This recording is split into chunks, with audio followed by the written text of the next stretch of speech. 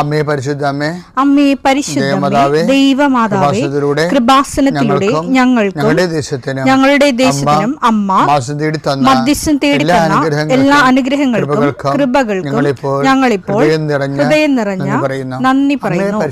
അമ്മേ പരിശുദ്ധമ്മേ ദൈവമാതാവേ, 2004 ഡിസംബർ 7 ഉച്ചകഴിഞ്ഞ് 2:30 കൃപാസനത്തിൽ സംഭവിച്ച അമ്മയുടെ പ്രത്യക്ഷപ്പെടലിനെ കുറിച്ച് തിരുസഭയ്ക്ക് സമർപ്പിച്ചിരിക്കുന്ന പഠനരേഖകളുടെ മേൽ സഭാത്മകമായ പഠനം ആരംഭിക്കുവാൻ ഞങ്ങൾ പ്രാർത്ഥിക്കുന്നു. അമ്മേ പരിശുദ്ധമേ, ഭൂസ്വർലോകങ്ങളുടെ രാജ്ഞിയായ അങ്ങേയ്ക്ക് ഭൗമസംരക്ഷണത്തിനായി പ്രപഞ്ചപ്രകൃതിയെ തന്നെ തിരുസഭ പ്രതിഷ്ഠിക്കുവാൻ ഈ പ്രത്യക്ഷീകരണം വഴി ഇടയാക്കണമേ. പരിശുദ്ധമേ, ജപമാല മാതാവേ, സകല കൃപാസനം പ്രാർത്ഥനയോടും ചേർത്ത് ഞങ്ങളിപ്പോൾ പ്രാർത്ഥിക്കുന്ന ഈ കുടുംബത്തിന്റെ പ്രത്യേക നിയോഗം മക്കളെ.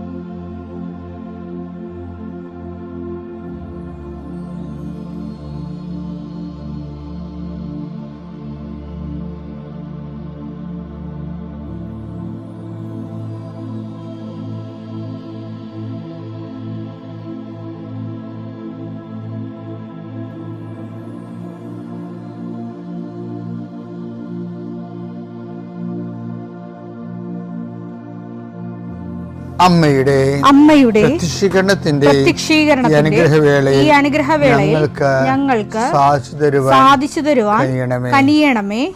ആമേൻ. വിശ്വാസ പ്രമാണം. സർവശക്തനായ പിതാവും ആകാശത്തിന്റെയും ഭൂമിയുടെയും സൃഷ്ടാവുമായ ദൈവത്തിൽ ഞാൻ വിശ്വസിക്കുന്നു. അവിടുത്തെ ഏകപുത്രനും ഞങ്ങളുടെ കർത്താവുമായ ഈശോമിശിഹായിലും ഞാൻ വിശ്വസിക്കുന്നു. ഈ പുത്രൻ പരിശുദ്ധാത്മാവിനാൽ ഗർഭസ്ഥനായി കന്യകാമറിയത്തിൽ നിന്ന് പിറന്ന് പൊന്തിയോസ് പീലാത്തോസിന്റെ കാലത്ത് പീഡകൾ സഹിച്ച് കുരിശിൽ തറയ്ക്കപ്പെട്ട് മരിച്ച് അടക്കപ്പെട്ട് പാതാളങ്ങളിൽ ഇറങ്ങി മരിച്ചവരുടെ ഇടയിൽ നിന്ന് 3-ാം നാൾ ഉയർത്ത് സ്വർഗത്തിലേക്ക് എഴുന്നള്ളി സർവശക്തിയുള്ള പിതാവായ ദൈവത്തിന്റെ വലതുഭാഗത്തിരിക്കുന്നു. അവിടെ നിന്ന് ജീവിക്കുന്നവരെയും മരിച്ചവരെയും വിധിക്കുവാൻ വരുമെന്നും ഞാൻ വിശ്വസിക്കുന്നു. പരിശുദ്ധാത്മാവിലും ഞാൻ വിശ്വസിക്കുന്നു. വിശുദ്ധ കത്തോലിക്കാ സഭയിലും പുണ്യവാന്മാരുടെ ഐക്യത്തിലും പാപങ്ങളുടെ മോചനത്തിലും ശരീരത്തിന്റെ ഉയർപ്പിലും നിത്യമായ ജീവിതത്തിലും ഞാൻ വിശ്വസിക്കുന്നു. ആമേൻ. സുഖസ്ഥനായ ഞങ്ങളുടെ പിതാവേ, അങ്ങയുടെ നാമം പൂജിതമാകണമേ. അങ്ങയുടെ രാജ്യം വരണമേ. അങ്ങയുടെ തിരുമനസ് സ്വർഗത്തിലെ പോലെ ഭൂമിയിലും ആകണമേ. അന്നു വേണ്ടുന്ന ആഹാരം ഇന്ന് ഞങ്ങൾക്ക് തരണമേ. ഞങ്ങളോട് തെറ്റ് ചെയ്യുന്നവരോട് ഞങ്ങൾ ക്ഷമിക്കുന്നത് പോലെ ഞങ്ങളുടെ തെറ്റുകൾ ഞങ്ങളോടും ക്ഷമിക്കണമേ. ഞങ്ങളെ പ്രലോഭനത്തിൽ ഉൾപ്പെടുത്തരുതേ, തിന്മയിൽ ഞങ്ങൾ രക്ഷിക്കണമേ. ആമേൻ. നന്മ നിറഞ്ഞ മറിയമേ, സ്വസ്തി. കർത്താവ് അങ്ങയുടെ കൂടെ സ്ത്രീകളിൽ അങ്ങ് അനുഗ്രഹിക്കപ്പെട്ടവളാകുന്നു. അങ്ങയുടെ ഉദരത്തിൻ ഫലമായി ഈശോ അനുഗ്രഹിക്കപ്പെട്ടവനാകുന്നു. പരിശുദ്ധ മറിയമേ, തമ്പുരാന്റെ അമ്മേ, പാപികളായ ഞങ്ങൾക്ക് വേണ്ടി ഇപ്പോഴും ഞങ്ങളുടെ മരണസമയത്തും തമ്പുരാനോട് അപേക്ഷിക്കണമേ. ആമേൻ. കർത്താവേ, നിന്റെ ഉന്നതമായ നാമത്തിന് സ്വസ്ത്രം ചെയ്യുന്നു. കർത്താവേ, നിന്റെ വിശുദ്ധ പൗരോഹിത്യത്തെ മഹത്വപ്പെടുത്തണമേ.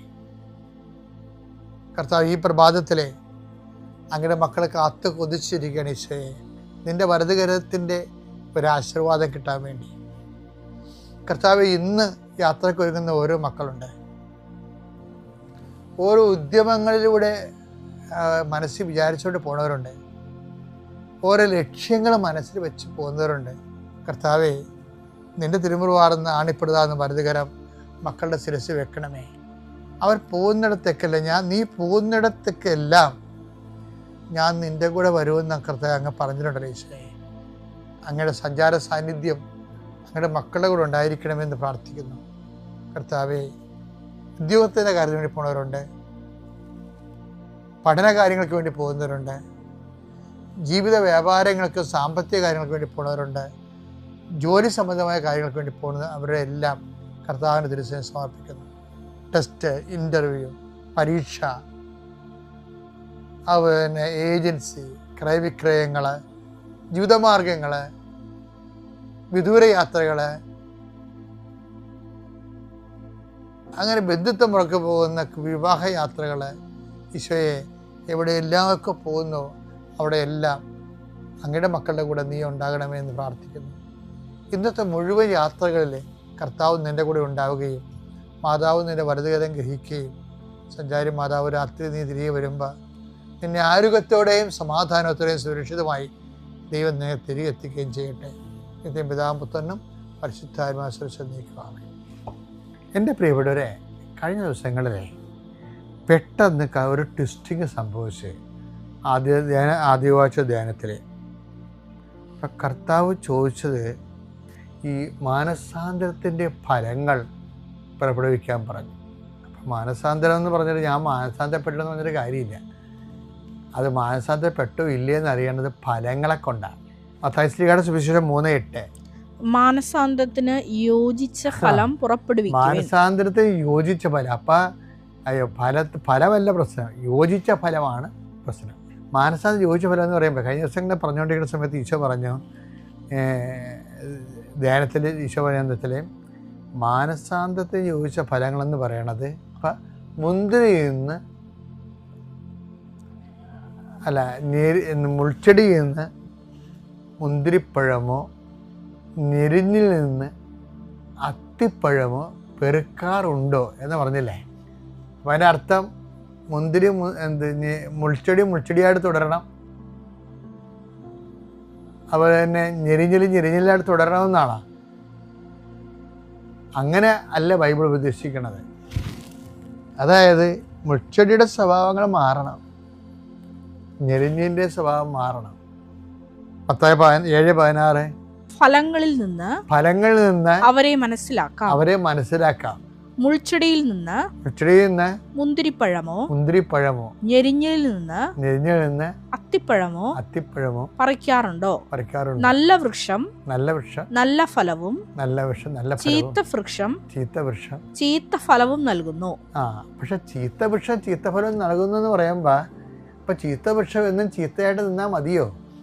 അതാണ് വിഷയം. പക്ഷെ മോഷ്ടിക്കുന്നവൻ ഇനിമേൽ മോഷ്ടിക്കാതിരിക്കട്ടെ എന്ന് പറയുമ്പോൾ മുള്ള് കായ്ക്കുന്നവൻ ഇനിമേൽ മുള്ള് കായ്ക്കാതിരിക്കട്ടെ എന്നല്ല എൻ്റെ അർത്ഥം. എഫേസ്യർ 4:28 മോഷ്ടാവ് ഇനിമേൽ മോഷ്ടിക്കരുത്. അവൻ ഇല്ലാത്തവരുമായി പങ്കുവെക്കാൻ എന്തെങ്കിലും സമ്പാദിക്കുന്നതിന് വേണ്ടി സ്വന്തം കൈകൾ കൊണ്ട് മാന്യമായി ജോലി ചെയ്യട്ടെ. അപ്പൊ ഇതാണ് മാനസാന്തരത്തിന്റെ ഫലങ്ങൾ എന്ന് പറയുന്നത്. അവൻ സ്വഭാവത്തിൽ മോഷ്ടാവാണ്. പക്ഷെ ആ മോഷ്ടാവ് ദൈവത്തിലേക്ക് വന്നു എന്ന് പറയണമെങ്കിൽ എന്ത് ചെയ്യണം? അവൻ പോയി അധ്വാനിക്കണം. അധ്വാനിച്ചിട്ട് എന്ത് ചെയ്യണം? അവൻ്റെ ആവശ്യത്തിനും അതിൽ അധ്വാനിക്കാൻ നിവൃത്തിയില്ലാത്തതിൻ്റെ ആവശ്യത്തിനും കൂടി സഹായിക്കുമ്പോഴാണ് മാനസാന്തരത്തിൻ്റെ ഫലങ്ങളാകണത്. അപ്പോൾ ഈശോ പറഞ്ഞത് എന്താ? മുൾച്ചെടിയിൽ നിന്ന് മുന്തിരിപ്പഴമാണ്. അപ്പം ഈ മുന്തിരിപ്പഴം കിട്ടാൻ പാടാണ്. പക്ഷേ മുൾച്ചെടിയായിട്ട് തുടരാൻ എന്ന് കർത്താവ് ആഗ്രഹിക്കുന്നില്ല. മോഷ്ടാവിനുമേൽ മോഷ്ടിക്കാതിരിക്കട്ടെ എന്ന് പറയുമ്പോൾ ഈ മുന്തിരിപ്പഴം കായ്ക്കണമെന്ന് തന്നെയാണ് ഉദ്ദേശിക്കുന്നത്. ഞെരിഞ്ഞിലെ അത്തിപ്പഴം കായ്ക്കണം തന്നെ ഉദ്ദേശിക്കുന്നത്. അതാണ് മാനസാന്തരത്തിന്റെ ഫലം. കൃപാസന അൾത്താരയിൽ ജീവനോടെ പ്രത്യക്ഷപ്പെട്ട് ഈ അമ്മയുടെ അൾത്താരയിൽ സാക്ഷ്യം പറയാൻ സാധിച്ചതിന് ഞാൻ അമ്മയ്ക്ക് 1000 നന്ദി പറയുന്നു. എൻ്റെ പേര് അച്ചു തോമസ്. ഞാൻ ചെത്തുപ്പുഴ തിരുഹൃദയ ദേവാലയ അംഗമാണ്. എൻ്റെ വീട് ചങ്ങനാശ്ശേരി. ഞാനൊരു നേഴ്സാണ്. 2023 ഞാൻ നേഴ്സിംഗ് പാസ്സായി. അതിനുശേഷം 3 മാസത്തിന് ശേഷം ഞാൻ OET പഠിച്ചു. OET ലഭിച്ചു. എനിക്ക് അയർലൻഡ് സ്കോറാണ് ലഭിച്ചത്. സ്കോർ ലഭിച്ചതിന് ശേഷം ഞാൻ ഉടനെ തന്നെ പല ഏജൻസികളിൽ അപ്ലൈ ചെയ്തു. പക്ഷേ ഒരു ഇൻ്റർവ്യൂ പോലും എനിക്ക് വന്നില്ല. വന്ന ഇൻ്റർവ്യൂ 2 വന്നു. ഞാനത് അറ്റൻഡ് ചെയ്തു. പക്ഷേ എല്ലാവരും എന്നോട് പറയും, നിനക്ക് ഒരുപാട് കഴിവുണ്ട്, നിനക്ക് മറ്റുള്ളവർ എന്ത് ചോദിച്ചാലും പഠിച്ചില്ലെങ്കിലും നിനക്ക് പറയാൻ പറ്റും. അങ്ങനെ എൻ്റെ സ്വന്തം കഴിവിൽ ഒത്തിരി അഹങ്കരിച്ച് നടന്ന ഒരാളാണ് ഞാൻ. അങ്ങനെ 2 ഇൻ്റർവ്യൂ വന്നു. 2 ഇൻ്റർവ്യൂ ഞാൻ അറ്റൻഡ് ചെയ്തു. പക്ഷേ 2 ഇൻ്റർവ്യൂവിൽ ഞാൻ ഫെയിലായി. എൻ്റെ കൂടെ എന്നെക്കാളും കഴിവ് കുറഞ്ഞവരാണെന്ന് ഞാൻ വിചാരിച്ച എൻ്റെ ഫ്രണ്ട്സ് എന്നെക്കാളും മുമ്പേ വിദേശത്ത് പോയി അവരവിടെ ജോലിക്ക് സെറ്റായി. അവരെല്ലാവരും നടക്കുന്നതും നന്നായിട്ട് ഫോട്ടോ ഒക്കെ ഇടുന്നത് കണ്ടപ്പോൾ ഞാൻ ഒരുപാട് വിഷമിച്ചു. അങ്ങനെ ഇൻ്റർവ്യൂ എനിക്കൊന്നും വരുന്നില്ല, എന്ത് ചെയ്യണമെന്ന് എനിക്കറിയത്തില്ല. പക്ഷേ ഉടമ്പടീനെ പറ്റി എനിക്കറിയാം, കൃപാസനത്തെ പറ്റി എനിക്കറിയാം.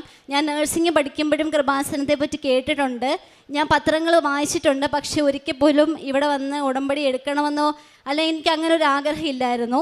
അവസാനം എന്നെക്കൊണ്ട് പറ്റുന്നില്ല എന്ന സാഹചര്യത്തിലാണ് ഞാൻ ഇവിടെ വന്ന് ഡിസംബർ 13, 2024 ഉടമ്പടി എടുക്കുന്നത്. ഉടമ്പടി എടുത്തതിന് ശേഷം ഞാൻ കറക്റ്റായിട്ടൊന്നും ഫോളോ ചെയ്യാൻ പറ്റിയിരുന്നില്ല ആദ്യം. പക്ഷേ പള്ളിയിൽ പോകും, പ്രാർത്ഥിക്കും, കുർബാനയിൽ പങ്കെടുക്കും. പക്ഷേ കറക്റ്റായിട്ട് എനിക്കൊന്നും ഫോളോ ചെയ്യാൻ പറ്റിയില്ല. എൻ്റെ ഒരു ഫ്രണ്ട് സാക്ഷ്യം സ്റ്റേറ്റസ് ഇടുന്ന കണ്ടിട്ട് ഞാൻ സാക്ഷ്യം കാണാൻ തുടങ്ങി. എന്ന് ഞാൻ സാക്ഷ്യം കാണാൻ തുടങ്ങിയോ അന്നാണ് എൻ്റെ ജീവിതത്തിൽ അത്ഭുതം സംഭവിച്ചത്. അങ്ങനെ ഓഗസ്റ്റ് 19, 2025 2025 എൻ്റെ OET എക്സ്പയർ ആവുകയാണ്. അപ്പം OET എക്സ്പയർ ആകുന്ന 2 ദിവസം മുന്നേ ഞാനൊരു സ്വപ്നം കാണുക, എനിക്കൊരു ഇൻ്റർവ്യൂ ലഭിക്കുന്നു, ഞാൻ ആ ജോലി കിട്ടുന്നു. പക്ഷേ എനിക്കറിയത്തില്ല എങ്ങനെ സംഭവിക്കും, എൻ്റെ OET എക്സ്പയർ ആയിപ്പോയി. അപ്പം എൻ്റെ ഏജൻസിയുടെ പേര് ഗ്രീൻ ലൈൻ എന്നാണ്, നമ്മൾ കത്തിക്കുന്ന തിരി ഗ്രീനാണ്. അപ്പം ഞാൻ വിചാരിച്ചു എനിക്ക് മാതാവ് കൊണ്ട് തന്ന ഇൻ്റർവ്യൂ ആണ്. അങ്ങനെ ഞാൻ ഇൻ്റർവ്യൂ അറ്റൻഡ് ചെയ്തു. അപ്പോൾ എനിക്ക് 2 ഇൻ്റർവ്യൂ ഉണ്ട്, ഒരെണ്ണം മോക്കും ഒരെണ്ണം മെയിൻ ഇൻ്റർവ്യൂവും. അപ്പം മോക്ക് ഇൻ്റർവ്യൂവിൽ അവർ പറഞ്ഞു ഓക്കെ കുഴപ്പമില്ല, നമുക്ക് മെയിൻ ഇൻ്റർവ്യൂ നടത്താം. പിറ്റേ ദിവസം ഏജൻസി എന്നോട് പറയുന്നു അവർ നാട്ടിൽ പോയി, ഇൻ്റർവ്യൂ നടക്കുമെന്ന് തോന്നുന്നില്ല. ഞാൻ എന്നും മെഴുകുതിരി കത്തിച്ച് മാതാവിനോട് പ്രാർത്ഥിക്കും, മാതാവേ നിനക്കിഷ്ടമുണ്ടെങ്കിൽ എനിക്ക് ഇൻ്റർവ്യൂ തരണം, നീയായിട്ട് കൊണ്ട് തന്നതാണ്. ഞാൻ പിന്നെ ഇവിടെ ഉടമ്പടി പുതുക്കാൻ വരുമ്പോൾ ഞാൻ പറഞ്ഞിരുന്നു, മാതാവേ ഇതും കൂടെ കിട്ടിയില്ലെങ്കിൽ ഞാൻ ഈ അയർലൻഡ് എന്ന മോഹം ഉപേക്ഷിക്കുക, ഞാൻ ഇനി വേറെ ഏതെങ്കിലും നാടോ കൺട്രിയോ നോക്കേണ്ടി വരും. അങ്ങനെ അവസാനം സെപ്റ്റംബറിൽ എനിക്ക് അവർ 15-ാം തീയതി അവർ പറഞ്ഞു ഇൻ്റർവ്യൂ റെഡിയാണ്, ഇൻ്റർവ്യൂ അറ്റൻഡ് ചെയ്തോളാൻ പറഞ്ഞു. അപ്പം ഞാൻ സാക്ഷ്യത്തിൽ കേട്ടിട്ടുണ്ട് എല്ലാവരും മാതാവിൻ്റെ ബ്ലൂ ഡ്രസ്സൊക്കെ പ്രാർത്ഥിക്കുന്നത്. അങ്ങനെ ഞാനും പ്രാർത്ഥിച്ചു. എനിക്ക് 3 പേര് ഇൻ്റർവ്യൂ നടത്തി. അതിലൊരാൾ മാത്രം എന്നോടൊന്നും സംസാരിക്കുന്നില്ല. ആ സ്ത്രീക്ക് നമ്മുടെ ഹൃദയത്തിൽ കടികാരം ഘടിപ്പിച്ച മാതാവിൻ്റെ അതേ ഷേപ്പ് തന്നെ. പക്ഷേ എന്നോടൊന്നും സംസാരിക്കുന്നില്ല. എൻ്റെ എംപ്ലോയർ അപ്പുറത്തിരിപ്പുണ്ട്, അവരും എന്നോടൊന്നും സംസാരിക്കുന്നില്ല, അവർ എഴുന്നേറ്റ് പോയി. അപ്പം ഞാൻ വിചാരിച്ചു ഈ ഇൻ്റർവ്യൂ എൻ്റെ കയ്യിൽ നിന്ന് പോയെന്ന്. വേറൊരു പുള്ളിക്കാരി മാത്രമാണ് എന്നോട് സംസാരിക്കുന്നത്. ഇൻ്റർവ്യൂ എല്ലാം സംസാരിച്ചതിന് ശേഷം ഈ പുള്ളിക്കാരി തിരിഞ്ഞ് നമ്മുടെ മാതാവിൻ്റെ ഷേപ്പുള്ള ആളോട് ചോദിച്ചു ഇറ്റ്സ് ഇനഫ് ചോദിച്ചു. അപ്പോൾ ഈ പുള്ളിക്കാരി എന്നെ നോക്കി ചിരിച്ചിട്ട് യു ക്യാൻ ഗോ എന്ന് പറഞ്ഞു. എന്നെ നോക്കി ചിരിച്ചു, എന്നിട്ട് യു ക്യാൻ ഗോ എന്ന് പറഞ്ഞു. അങ്ങനെ 2 ദിവസത്തിന് ശേഷം എനിക്ക് ഓഫർ ലെറ്റർ വരുവാണ്. എനിക്ക് ആ ജോലി ലഭിച്ചു. അമ്മയുടെ സാന്നിധ്യത്തിൽ അയർലൻഡിലെ ഡിയർ പാർക്കിൽ എന്ന നഴ്സിംഗ് ഹോമിൽ എനിക്ക് ജോലി ലഭിച്ചു, എൻ്റെ ഓഫർ ലെറ്റർ ലഭിച്ചു. അതിനുശേഷം മെഡിക്കലിന് എനിക്ക് ഞാനൊരു നേഴ്സായിട്ട് വർക്ക് ചെയ്തുകൊണ്ടിരിക്കുകയാണ്. അപ്പം 2 ദിവസം മുന്നേ ഭയങ്കര ചുമ. ഞാൻ ഉടമ്പടി തൈലവും ഉപ്പും കഴിക്കുകയും തൈലം നെറ്റി പൂശുകയും ചെയ്തിട്ടാണ് മെഡിക്കലിന് പോയത്. മെഡിക്കലിന് പോയി പിറ്റേ ദിവസം അവിടുന്ന് എന്നെ വിളിക്കുകയാണ്, നിനക്ക് ബോർഡർ ലൈനാണ് കാണിക്കുന്നത്, ഒന്നും കൂടെ ബ്ലഡ് കൊണ്ടു തരണമെന്ന് പറഞ്ഞു. അന്നും ഞാൻ മാതാവിൻ്റെ ഉപ്പും നേർച്ച വസ്തുക്കൾ തൈലവും ഉപയോഗിച്ച് മെഡിക്കലിന് എൻ്റെ ബ്ലഡ് കൊണ്ട് കൊടുത്തു. എന്നിട്ട് ഞാൻ മാതാവിനോട് പറഞ്ഞു, മാതാവേ മിഷൻ ഇറർ പറ്റും, പക്ഷേ അമ്മയ്ക്ക് ഇറർ സംഭവിക്കത്തില്ലല്ലോ എന്ന് ഞാൻ പറഞ്ഞ് പ്രാർത്ഥിച്ചു പോയി. അങ്ങനെ 2 ദിവസം കഴിഞ്ഞപ്പോൾ എൻ്റെ മെഡിക്കലിന് റിപ്പോർട്ട് വന്നു. അന്ന് റിപ്പോർട്ട് വരുന്ന അന്ന് ഇവിടെ നമ്മുടെ അച്ഛൻ്റെ ചൊവ്വാഴ്ചത്തെ ധ്യാനം ഞാൻ കൂടി. അന്ന് വൈകിട്ട് 6:30-ക്കാണ് എൻ്റെ റിപ്പോർട്ട് വന്നത്. എനിക്ക് ഫിറ്റ് അടിച്ച് കിട്ടി. അങ്ങനെ ഞാൻ വിസയ്ക്ക് വെക്കാൻ വേണ്ടി പോവാണ്. വിസയ്ക്ക് വെക്കുന്നതിന് 19-ാം തീയതി എൻ്റെ തിരുഹൃദയ ദേവാലയത്തിൽ ഈശോയുടെ പെരുന്നാളാണ്. ഈശോയുടെ പെരുന്നാളിന് തിരുമണിക്കൂർ ആരാധനയിൽ ഞാൻ പ്രാർത്ഥിച്ചു, മാതാവേ നീ ഉദ്ദേശിച്ചൊരു ദിവസം തന്നെ എനിക്ക് തരണേന്ന് ഞാൻ പ്രാർത്ഥിച്ചു. അങ്ങനെ ഏജൻസി 23 ബുധനാഴ്ച ഡേറ്റ് എടുക്കാമെന്ന് പറഞ്ഞു. പക്ഷേ എൻ്റെ ആഗ്രഹം മൊത്തം ചൊവ്വാഴ്ച എനിക്ക് കിട്ടണം. എൻ്റെ അക്കൗണ്ടിൽ നിന്ന് പൈസ പേയ്മെൻറ്റ് ചെയ്യാൻ വേണ്ടി നോക്കുന്നുണ്ട്, പക്ഷെ ഒന്നും നടക്കുന്നില്ല. അവസാനം ഞാൻ പറഞ്ഞു, മാതാവേ നിനക്ക് എന്താണോ ഇഷ്ടം അത് തന്നെ എനിക്ക് തരണം. അന്ന് വൈകുന്നേരം എൻ്റെ മെഡിക്കൽ വന്ന വൈകുന്നേരം എൻ്റെ ഏജൻസി എന്നെ വിളിച്ചിട്ട് പറയുവാണ്, ചൊവ്വാഴ്ച ഉച്ചയ്ക്ക് 2 മണിക്ക് നിനക്ക് VFS സ്ലോട്ട് കിട്ടിയിട്ടുണ്ട്, നിനക്ക് വന്ന് അറ്റൻഡ് ചെയ്യാമെന്ന് പറഞ്ഞു. അങ്ങനെ ഞാൻ പാസ്പോർട്ട് വെച്ചു, പാസ്പോർട്ട് കൊടുത്തു. ഡിസംബർ 15-ാം തീയതി എൻ്റെ വിസ വന്നു. നാളെ കഴിഞ്ഞ് ജാനുവരി 16-ാം തീയതി ഞാൻ അയർലൻഡിന് പോവാണ്. അമ്മയുടെ ദിവസമായി 17-ാം തീയതിയാണ് ഞാൻ അയർലൻഡിൽ കാല് കുത്തുന്നത്. എനിക്ക് അവിടെ എക്സാം ഉണ്ട്. അതിൽ മാതാവിനെ കൈവിടത്തിൽ നിന്നുള്ള വിശ്വാസത്തോടു കൂടിയാണ് ഞാൻ നടക്കുന്നത്. പിന്നെ പ്രേക്ഷിത പ്രവർത്തനമായിട്ട് ഞാൻ പത്രം കൊടുക്കാറുണ്ട്. പിന്നെ രോഗികളെ സഹായിക്കാറുണ്ട്. ആരെന്നോട് വന്ന് പൈസ ചോദിച്ചാലും എന്നെക്കൊണ്ട് പറ്റുന്ന സാഹചര്യത്തിൽ അവർക്ക് ഞാൻ പൈസ കൊടുക്കും. ഞാൻ അടുത്തൊരു ആൻറ്റീനെ നോക്കാൻ പോവാറുണ്ട്. ആൻറ്റിക്ക് രോഗിലേപനം ശുശ്രൂഷകളെല്ലാം ചെയ്തു കൊടുക്കാറുണ്ട്. ആത്മീയ ജീവിതത്തിൽ വന്ന ഉയർച്ചയെന്ന് പറയുന്നത് 2 ആഴ്ച കൂടുമ്പോൾ ഞാനിപ്പോൾ കുമ്പസാരിക്കും. കുർബാനയിൽ നന്നായിട്ട് പങ്കെടുക്കും. ചില ദിവസം കുർബാനയൊക്കെ കൂടുമ്പോൾ എൻ്റെ കണ്ണിൽ നിന്ന് വെള്ളം വരും. ദൈവം തന്ന അനുഗ്രഹത്തിന് മാതാവിന് ഞാൻ ഇന്ന് ഒരുപാട് നന്ദി പറയുന്നു. ഇത്രയും അനുഗ്രഹങ്ങൾ തന്ന എൻ്റെ അമ്മയ്ക്കും എൻ്റെ ഈശോയ്ക്കും ഒരുപാട് നന്ദി. എന്നും ഈ ഉടമ്പടിയിൽ തന്നെ ജീവിക്കാനാണ് ഞാനൊന്ന് ആഗ്രഹിക്കുന്നത്. ഒരിക്കലും അമ്മയുടെ സന്നിധിയിൽ നിന്ന് ഞാൻ വിട്ടുപോകത്തില്ലെന്ന് ഞാൻ അമ്മയോട് വാഗ്ദാനം ചെയ്യുന്നു. ലഭിച്ച അവസരത്തിന് ഞാൻ എൻ്റെ അമ്മയോടും തിരുക്കുമാരനോടും 1000 കോടി നന്ദി പറയുന്നു. ആദ്യമേ പറയട്ടെ, ഞാൻ സാക്ഷ്യം പറയാൻ ഒരുപാട് വൈകിപ്പോയി. അതിന് ഞാൻ അമ്മയോട് തിരുക്കുമാരനോടും ക്ഷമ ചോദിക്കുകയാണ്. എൻ്റെ പേര് ഡോക്ടർ നിഷ. ഞാൻ വരുന്നത് തിരുവനന്തപുരം ജില്ലയിൽ നിന്നാണ്. ഞാനൊരു അക്രൈസ്തവ ഫാമിലിയിലെ ആളാണ്. ഞാൻ കൃപാസനത്തെ പറ്റി അറിയാൻ ഇടയായത് എൻ്റെ കൂട്ടുകാരികൾ ഷെയർ ചെയ്ത അവരുടെ ഉടമ്പടി സാക്ഷ്യങ്ങളിൽ നിന്നാണ്. അപ്പോൾ എനിക്കറിയില്ലായിരുന്നു എന്താണ്, അതായത് ഞാനൊരു അക്രൈസ്തവയാണ്. അപ്പോൾ എനിക്കിതിൻ്റെ ബാക്കി കാര്യങ്ങളൊന്നും അറിയില്ലായിരുന്നു. എന്നാലും എനിക്കിതിനെപ്പറ്റി കൂടുതൽ അറിയണമെന്ന് ആഗ്രഹമുള്ളതുകൊണ്ട് ഞാൻ അവരെയൊക്കെ വിളിച്ച് ചോദിച്ചു, എന്താണ് ഇത്, എനിക്ക് മനസ്സിലാക്കി തരുമെന്ന് ചോദിച്ചു. അപ്പോൾ അവരെനിക്ക് കാര്യം പറഞ്ഞു തന്നു. എന്നിട്ട് ഞാൻ ഉടമ്പടി എടുത്തില്ല. എനിക്കറിയില്ല ഉടമ്പടി എന്താണെന്നും അപ്പോൾ അറിയില്ലായിരുന്നു. 2023 ഡിസംബറിലാണ് ഞാൻ എൻ്റെ PhD പഠനം കംപ്ലീറ്റ് ആക്കിയത്. അതിനുശേഷം ഏകദേശം 10 മാസത്തോളം ജോലിയൊന്നും ഇല്ലാണ്ട് ഞാൻ വീട്ടിലായിരുന്നു. അപ്പോഴും ഞാൻ എൻ്റെ മെറിറ്റിലാണ് എനിക്കിതെല്ലാം കിട്ടിയത്. അപ്പം നമ്മുടെ മനസ്സിൽ അങ്ങനെ ഒരു ഇതുണ്ട്, പഠിക്കാൻ കഴിവുണ്ടല്ലോ, പഠിച്ച് നേടിയതാണല്ലോ എന്നുള്ളൊരു ഭാവം മനസ്സിലുണ്ടായിരുന്നു. അതെല്ലാം കഴിഞ്ഞ് ഞാൻ 10 മാസത്തോളം ജോലി ഇല്ലാണ്ട് വീട്ടിലിരിക്കുന്ന സാഹചര്യത്തിൽ ഒക്ടോബർ 13, 2024 ഞാൻ ആദ്യമായിട്ട് മാതാവിൻ്റെ നടയിൽ വന്ന് ഞാനും എൻ്റെ ഭർത്താവും 2 കുട്ടികളായിട്ട് വന്ന് ഉടമ്പടി എടുക്കുന്നത്.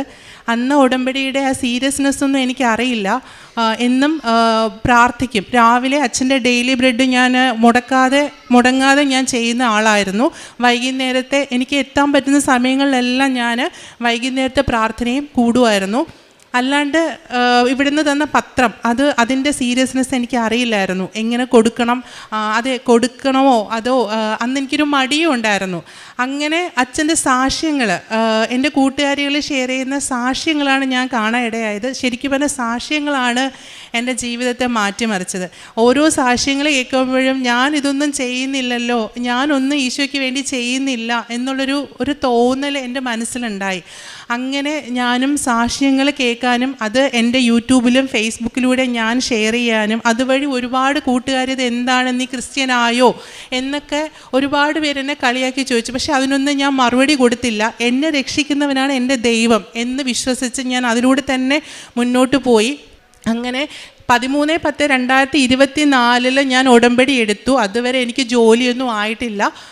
നവംബർ 1, 2024 ഞാൻ പഠിച്ച കോളേജിൽ തന്നെ അധ്യാപികയായിട്ട് MBAയുടെ അധ്യാപികയായിട്ട് ഞാൻ ജോയിൻ ചെയ്തു. 1 മാസം പോലെ എനിക്ക് മാതാവ് എന്നെ വെയിറ്റ് ചെയ്യിപ്പിച്ചില്ല. എനിക്ക് എത്രയും വേഗം മാതാവ് ജോലി തന്ന് അനുഗ്രഹിച്ചു. പക്ഷേ ജോലിക്കായിട്ട് ഇൻ്റർവ്യൂവിന് പോകുന്ന സമയത്ത് ഞാൻ ഒരുപാട് പ്രതികൂല സാഹചര്യങ്ങൾ കടക്കേണ്ടി വന്നു. ഞാൻ 2 വീലറിലാണ് പോയത്. അപ്പോൾ പോകുന്ന വഴിക്ക് എൻ്റെ ബാഗ്, എൻ്റെ തീസിസ് ഒക്കെ എൻ്റെ കയ്യിലുണ്ട്. പ്രത്യക്ഷീകരണ പ്രാർത്ഥന ചൊല്ലിക്കൊണ്ടാണ് ഞാൻ വണ്ടി ഓടിക്കുന്നത്. അപ്പോൾ വണ്ടി ഓടിച്ച് പകുതി ഏകദേശം കോളേജിന് കുറച്ച് ബാക്കിലോട്ടായ സമയത്ത് വണ്ടി എൻജിൻ കംപ്ലൈൻ്റ് ആയിട്ട് വഴിയിലായി. അപ്പോൾ അച്ഛൻ്റെ ഒരു പ്രാർത്ഥനയിലും സാക്ഷ്യത്തിൽ ഞാൻ കേട്ടിട്ടുണ്ട്, സഞ്ചാരി മാതാവ് നമുക്കൊപ്പം വരുമെന്നും നമ്മുടെ എല്ലാ തടസ്സങ്ങളും മാറ്റും എന്ന് ഞാൻ കേട്ടിട്ടുണ്ട്. അപ്പോൾ ഞാൻ ആലോചിച്ചു, കുറച്ച് 15-20 മിനിറ്റേ ഉള്ളൂ ഇനി ഇൻ്റർവ്യൂവിന്, കോളേജിൽ എനിക്ക് എത്തണം. പക്ഷേ എന്നെ വെയിറ്റ് ചെയ്ത് നിൽക്കുന്നത് പോലെ ഒരാൾ നമ്മളെ എന്നെ വെയിറ്റ് ചെയ്ത് നിൽക്കുന്നവരും ഒരു പയ്യൻ അവിടെ നിൽപ്പുണ്ട്. ഞാൻ എൻ്റെ വണ്ടി നിന്നത് ആ പയ്യൻ്റെ ഫ്രണ്ടിലായിരുന്നു. അവൻ വന്നിട്ട് പറഞ്ഞു, ആ ചേച്ചി ഇതെന്ത് പറ്റി? ഞാൻ പറഞ്ഞു എനിക്കറിയില്ല, സ്റ്റാർട്ട് ആകുന്നില്ല. അപ്പോൾ അവൻ പറഞ്ഞു, ചേച്ചി എൻജിൻ കംപ്ലൈൻ്റ് ആണ്, ഒന്നും ചെയ്യാൻ പറ്റില്ല. അപ്പോൾ ഞാൻ പറഞ്ഞു എനിക്കിനി ഇൻ്റർവ്യൂ ഉണ്ട്, എനിക്ക് പോകണം, ഇനി ഒരു 15 മിനിറ്റ് സമയമേ ഉള്ളൂ. അപ്പോൾ പറഞ്ഞു, ചേച്ചി ഇവിടെ അടുത്തൊരു വർക്ക്ഷോപ്പ് ഉണ്ട്. ഞാനൊന്നും പറഞ്ഞില്ല, അവൻ തന്നെ വണ്ടി കൊണ്ട് വർക്ക്ഷോപ്പിൽ വെച്ചു. തൊട്ടടുത്ത് തന്നെയാണ്, എന്നെക്കൊണ്ട് ഒറ്റയ്ക്ക് ചെയ്യാൻ പറ്റില്ലായിരുന്നു. വർക്ക്ഷോപ്പിൽ വെച്ചു. വർക്ക്ഷോപ്പിൽ വെച്ചിട്ട് ഞാൻ നോക്കിയപ്പോൾ ആ വർക്ക്ഷോപ്പിൻ്റെ ഡോറിൽ മാതാവിൻ്റെ ഫോട്ടോ.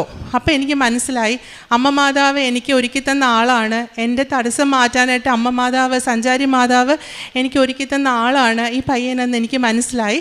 ആ പയ്യൻ തന്നെ എനിക്കൊരു ഓട്ടോ വിളിച്ച് ഞാൻ ആ കറക്റ്റ് സമയത്തിന് ഇൻ്റർവ്യൂവിന് എത്തുകയും 29-30 പേരുണ്ടായിരുന്ന കാൻഡിഡേറ്റ്സിൽ നിന്ന് ഫസ്റ്റായിട്ട് എന്നെ സെലക്ട് ചെയ്യപ്പെടുകയും ചെയ്തു.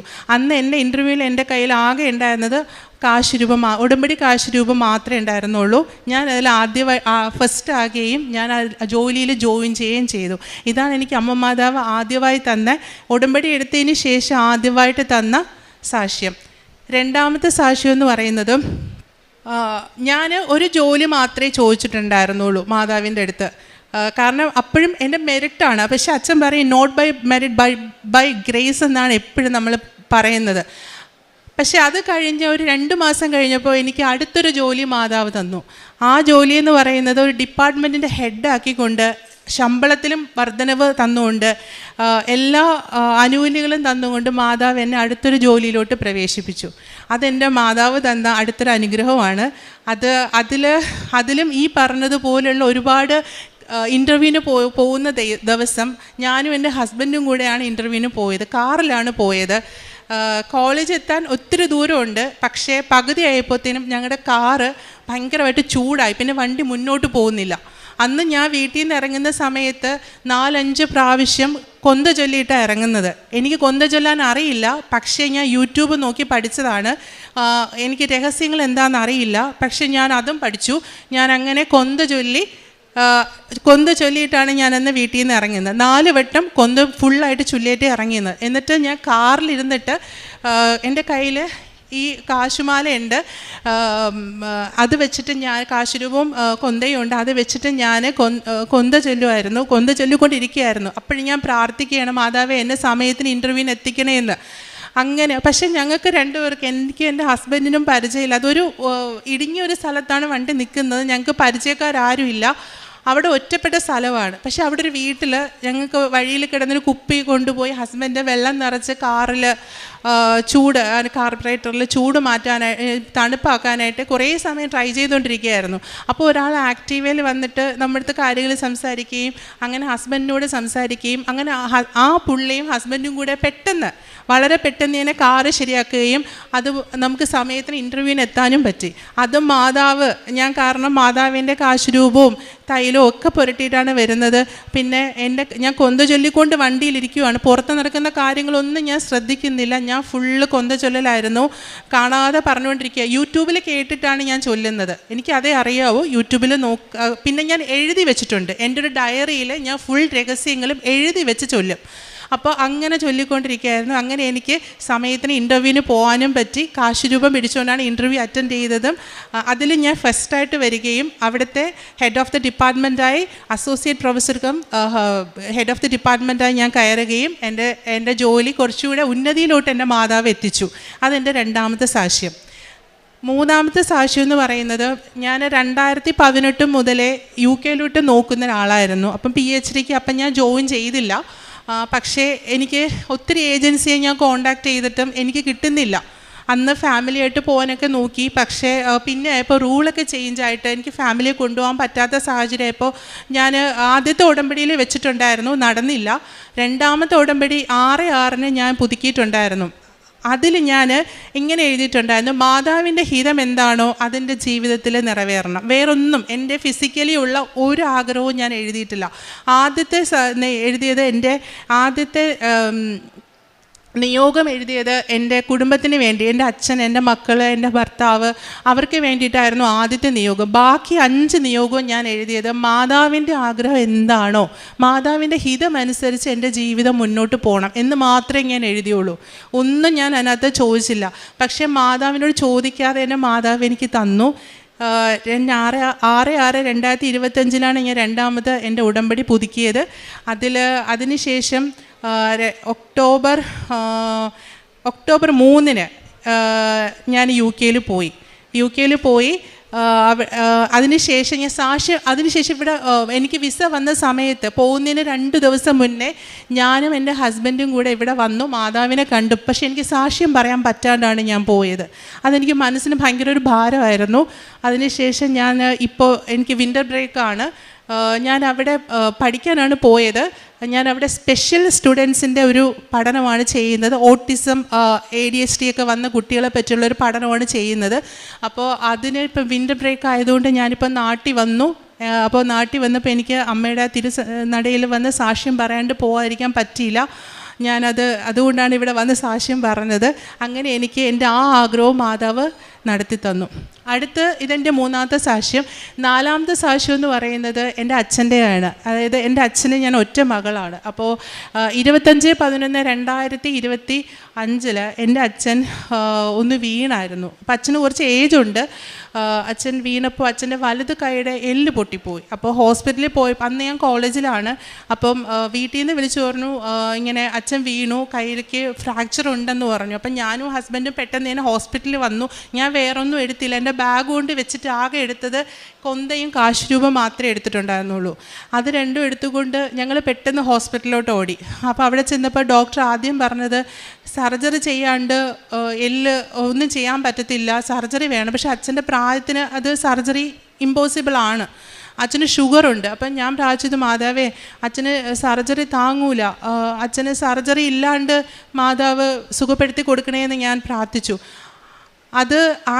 ആദ്യം ഡോക്ടർ അങ്ങനെയാണ് പറഞ്ഞത്. അടുത്ത ഡോക്ടർ രണ്ടാമത് എക്സ്റേ എടുത്തിട്ട് നമ്മളെ വിളിപ്പിച്ചു. അപ്പോഴും ഞാൻ ഡോക്ടർ റൂമിൻ്റെ ഫ്രണ്ടിൽ ഈ കാശുരൂപം പിടിച്ച് ഞാൻ പ്രാർത്ഥിക്കുകയാണ്, മാതാവേ ഡോക്ടർ തിരുത്തി പറയണേ, ഓപ്പറേഷൻ ഇല്ലാണ്ട് തന്നെ അച്ഛൻ സുഖപ്പെടണേന്ന് ഞാൻ ഭയങ്കര കണ്ണീരൊഴുകി ഞാൻ പ്രാർത്ഥിച്ചു. അപ്പോൾ ഡോക്ടർ എന്നെ ഹസ്ബൻഡിനെ അകത്ത് വിളിച്ചിട്ട് പറഞ്ഞു, നമുക്ക് എന്തായാലും ഇപ്പോൾ ഒരു സർജറി ചെയ്യണ്ട, പകരം നമുക്ക് 3 മാസം ബാൻഡേഡ് ഇട്ട് നോക്കാം. അപ്പം എല്ല് ശരിയായി ഊറിപ്പിടിക്കുവാണെങ്കിൽ പിന്നെ നമുക്ക് സർജറിയുടെ ആവശ്യമില്ല എന്ന് പറഞ്ഞു. അപ്പോൾ ശരിക്കും പറഞ്ഞു കഴിഞ്ഞാൽ എൻ്റെ കണ്ണീരോടുള്ള പ്രാർത്ഥനയാണ് മാതാവ് കേട്ടത്. കാരണം അച്ഛന് സർജറി ചെയ്ത് കഴിഞ്ഞാൽ സർവൈവായിട്ട് വരാനായിട്ട് ഭയങ്കര ബുദ്ധിമുട്ടുള്ള പ്രായമാണ്. അങ്ങനെ എൻ്റെ പ്രാർത്ഥന കേൾക്കുകയും 3 മാസം കൊണ്ട് എൻ്റെ അച്ഛൻ സ്വന്തമായിട്ട് ചോറ് വാരി കഴിക്കുന്ന അവസ്ഥയിലോട്ട് വരികയും ചെയ്തു. അച്ഛൻ്റെ കൈ വയ്യാതിരിക്കുന്ന സമയത്ത് ഞാൻ എന്നും രാവിലെ ഡെയിലി ബ്രെഡ് പ്രാർത്ഥിക്കും. ഡെയിലി ബ്രെഡ് അച്ഛൻ്റെ എക്സ്റേ എല്ലാം ബുക്കിനകത്ത് വെച്ചിട്ട് ഞാൻ പ്രാർത്ഥിക്കും.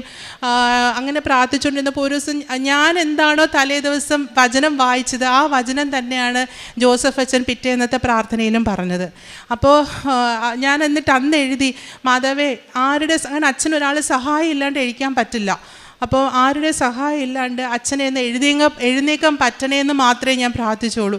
ഞാൻ പ്രാർത്ഥിച്ചുകൊണ്ടിരിക്കുകയായിരുന്നു. അച്ഛൻ ആരുടെ സഹായം ഇല്ലാതെ എഴുന്നേക്കാൻ പറ്റില്ല. പക്ഷേ ഞാൻ പ്രാർത്ഥിച്ചുകൊണ്ട് തിരിഞ്ഞു നോക്കിയപ്പോൾ എൻ്റെ പുറകെ വന്ന് അച്ഛൻ നിൽക്കുക. ഞാൻ പ്രാർത്ഥിച്ച ഇത്രയേ ഉള്ളൂ, ആരുടെ സഹായം ഇല്ലാതെ എഴുന്നേക്കാൻ പറ്റണേ എന്ന്. അപ്പോൾ അച്ഛൻ വന്ന് നിൽക്കുക. അപ്പം ഞാൻ ചോദിച്ചു, അച്ഛൻ എങ്ങനെ എഴുന്നേറ്റ് വന്നോന്ന് ചോദിച്ചാൽ അച്ഛൻ എന്നെ അറിയില്ല. അതെൻ്റെ ഒരു അടുത്തൊരു സാക്ഷ്യം. ഞാൻ അച്ഛൻ്റെ കയ്യിൽ തൈലം പുരട്ടി എല്ലാ ദിവസവും ഞാൻ കുരിശ് വരയ്ക്കുമായിരുന്നു. അച്ഛൻ്റെ കയ്യിൽ തൈലം പുരട്ടി നെറ്റിയിലും കയ്യിലും കാലിലും ഒക്കെ കുരിശ് വരച്ച് കൊടുക്കുമായിരുന്നു. തേന് കൊടുക്കുമായിരുന്നു അച്ഛന്. അങ്ങനെയൊക്കെ പിന്നെ അച്ഛനെ കൊന്ത വെച്ച് പ്രാർത്ഥിക്കുമായിരുന്നു. അച്ഛൻ കിടക്കുന്ന റൂമിൽ ഞാൻ മാതാവിൻ്റെ ഒരു ഫോട്ടോ വെച്ചിട്ടുണ്ട്. അങ്ങനെയൊക്കെ പിന്നെ ബൈബിൾ അച്ഛൻ്റെ അടുത്തിരുന്ന് ഞാൻ വായിക്കും. ബൈബിൾ വായിക്കാനല്ല, പക്ഷേ ഞാൻ ബൈബിള് എൻ്റെ പുതിയ നിയമം മാത്രമേ ഉള്ളൂ, പക്ഷെ അത് ഞാൻ വായിക്കുമായിരുന്നു. അങ്ങനെയുള്ള പല പ്രേക്ഷിത പ്രവർത്തനങ്ങൾ എൻ്റെ അച്ഛൻ്റെ ഒരു സുഖപ്രാപ്തിക്കായിട്ട് ഞാൻ ചെയ്തിട്ടുണ്ട്. അപ്പോൾ ഇത്രയുമാണ് എനിക്ക് എൻ്റെ അമ്മ മാതാവ് നേടിത്തന്ന അനുഭവങ്ങൾ എൻ്റെ ജീവിതത്തിൽ. പിന്നെ അതുപോലെ ഞാൻ ചെയ്യുന്ന പ്രേക്ഷിത പ്രവർത്തനങ്ങളെന്ന് പറഞ്ഞാൽ, ഞാനും എൻ്റെ ഹസ്ബൻഡും എല്ലാ ശനിയാഴ്ചകളിലും medical college, general hospital, RCC അതുപോലുള്ള ഹോസ്പിറ്റലുകളിലെല്ലാം, ശ്രീ ചിത്ര, അവിടെയൊക്കെ ഞങ്ങൾ പോയിട്ട് ഉച്ച സമയത്ത് ചോറ് പൊതി കൊടുക്കുമായിരുന്നു. പിന്നെ അതുപോലെ പത്രം എല്ലാവർക്കും എത്തിക്കുമായിരുന്നു.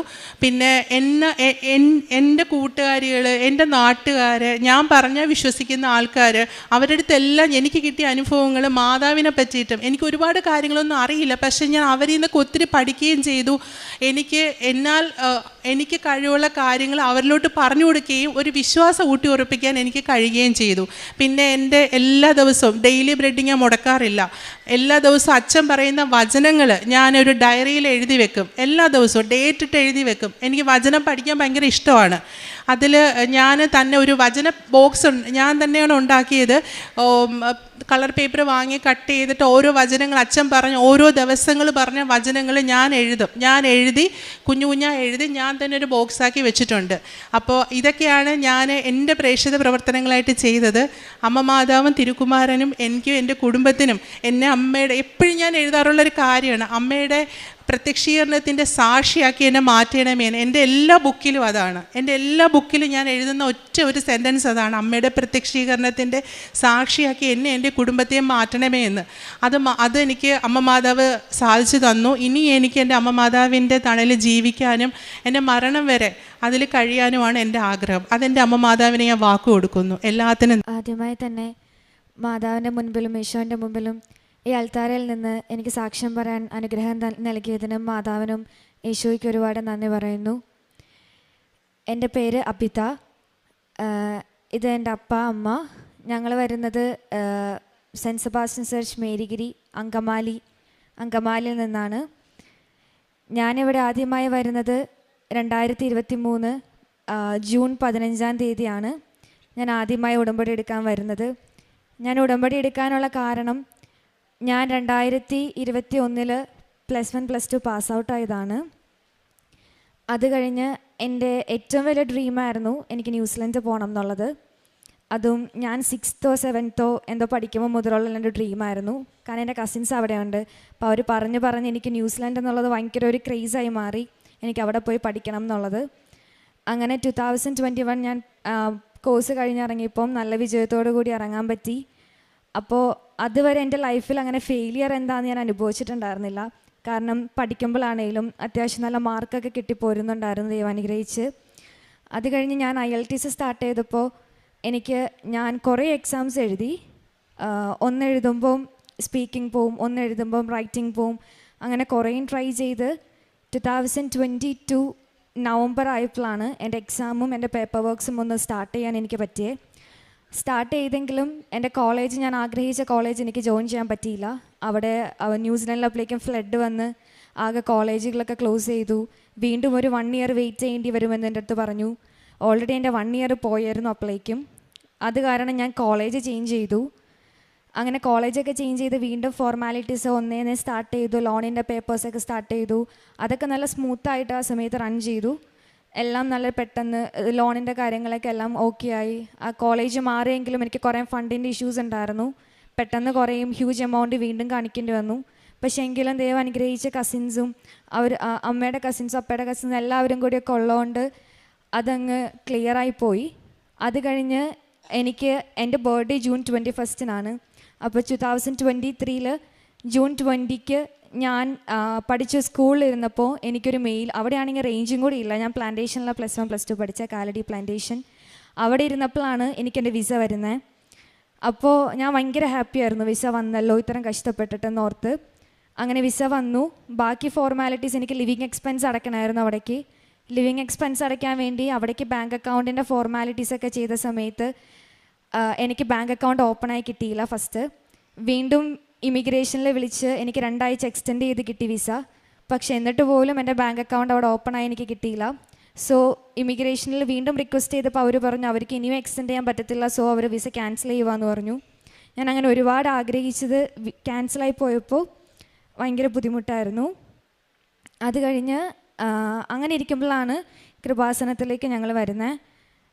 2023 ജൂൺ 15 ഞാൻ വന്നതിന് ശേഷം വിസ വന്നത്, പക്ഷെ അത് ക്യാൻസലായിപ്പോയി. എന്നിട്ട് പിന്നെ വീണ്ടും 15 വന്ന് ഉടമ്പടി എടുത്തു.